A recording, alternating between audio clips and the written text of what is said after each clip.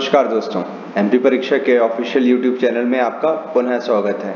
जैसा कि हमारे लास्ट वीडियो में मैंने आपसे कहा था कि अगर आपको एग्ज़ाम से रिलेटेड कोई भी परेशानी या उसके सिलेबस से लेके कोई भी परेशानी हो रही है तो आप कमेंट बॉक्स में कमेंट करें।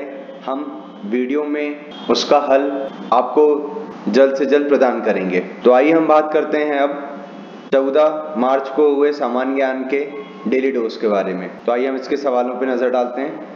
पहला सवाल, पृथ्वी के किस भाग में निकेल और लोहा की प्रधानता है? ऑप्शन फर्स्ट सीमा, दूसरा नीफे, तीसरा सियाल और चौथा इनमें से कोई नहीं।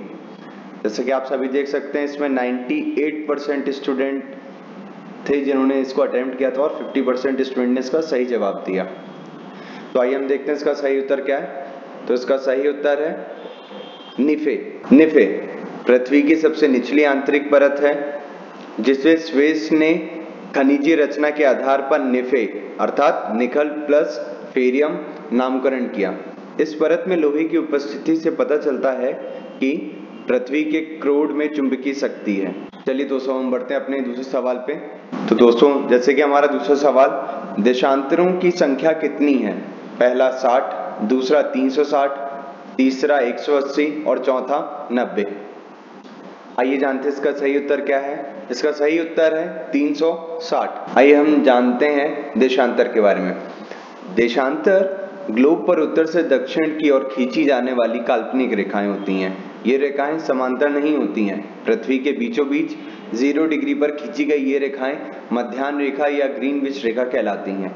चलिए दोस्तों अब हम बढ़ते हैं अपने तीसरे प्रश्न पे। तो दोस्तों हमारा तीसरा प्रश्न है, निम्न ग्रहों में से किसे सौंदर्य का देवता कहा जाता है?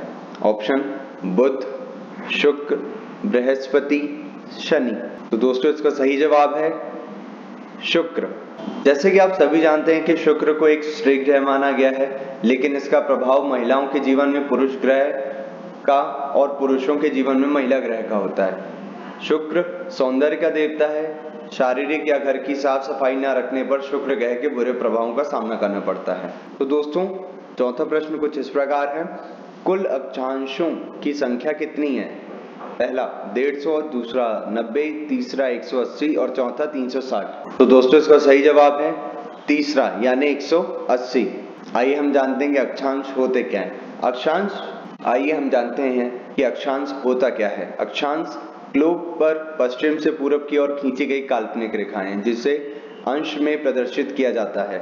वास्तव में अक्षांश वह कोण है जो विषुवत रेखा तथा किसी अन्य स्थान के बीच पृथ्वी के केंद्र पर बनती है। चलिए दोस्तों हम बढ़ते हैं अपने अगले प्रश्न पे, जो है बलन क्रिया किसका परिणाम है? पहला महादेशजनक बल, दूसरा भू विक्षेपीय बल, तीसरा पर्वत निर्माणकारी बल या चौथा बहिर्जात बल। तो दोस्तों इसका सही उत्तर है तीसरा यानी पर्वत निर्माणकारी बल। बलन क्षैतिज एवं स्पर्श रेखीय बलों के प्रभाव से चट्टानों में दबाव पड़ता है, फलस्वरूप बलन की क्रिया होती है। बलन के कारण शिखरों, पर्वतों एवं द्रोणियों का निर्माण होता है। चलिए दोस्तों हम बढ़ते हैं अपने अगले प्रश्न की ओर, जो कि है पृथ्वी के उत्तरी ध्रुव एवं दक्षिणी ध्रुव को मिलाने वाली रेखा क्या कहलाती है? पहला अक्षांश रेखा, दूसरा देशांतर रेखा, तीसरा अंतरराष्ट्रीय रेखा या चौथा मिलन रेखा। दोस्तों इसका सही जवाब है दूसरा यानी देशांतर रेखा। देशांतर रेखा उत्तरी ध्रुव से दक्षिणी ध्रुव को मिलाने वाली 360 डिग्री रेखाओं को देशांतर रेखा कहा जाता है। यह ग्लोब पर उत्तर से दक्षिण दोनों भूगोलीय ध्रुवों यानी उत्तरी ध्रुव से दक्षिण ध्रुव के बीच खींची हुई काल्पनिक मध्याह्न रेखाओं को देशांतर रेखाएं कहा जाता है। चलिए दोस्तों हम बढ़ते अपने सातवें प्रश्न की ओर, जो है मानचित्र व ग्लोब पर पाई जाने वाली प्रतिच्छेद रेखाओं को क्या कहते हैं? अक्षांश, देशांतर, भौगोलिक रेखाजल या इनमें से कोई नहीं। तो दोस्तों इसका सही उत्तर है तीसरा यानी भौगोलिक रेखाजल। आइए जानते हैं इसके बारे में। मानचित्र कला यानी कि कार्टोग्राफी के अंतर्गत ग्लोब की अक्षांश एवं देशांतर रेखाओं को समतल धरातल मतलब कागज पर स्थानांतरित करने की विधि को मानचित्र प्रक्षेप कहते हैं। चलिए दोस्तों हम बढ़ते हैं अपने अगले प्रश्न की ओर। अंतर्राष्ट्रीय तिथि रेखा का निर्धारण किस वर्ष किया गया? 1764 पहला 1764 ईस्वी, दूसरा 1664 ईस्वी, तीसरा 1884 ईस्वी या चौथा 1885 ईस्वी। तो दोस्तों इसका सही उत्तर है तीसरा, यानी कि 1884 ईस्वी। अंतर्राष्ट्रीय तिथि रेखा प्रशांत महासागर के बीच में 180 डिग्री देशांतर पर उत्तर से दक्षिण की ओर खींची गई एक काल्पनिक रेखा है। चलिए दोस्तों अब हम बढ़ते हैं अपने अगले प्रश्न की ओर, जो है पृथ्वी को कितने समय कटिबंधों में बांटा जा सकता है? पहला 2, दूसरा 4, तीसरा 24 और चौथा 64। आइए देखते हैं इसका सही उत्तर क्या है। तो दोस्तों इसका सही उत्तर है तीसरा, यानी 24।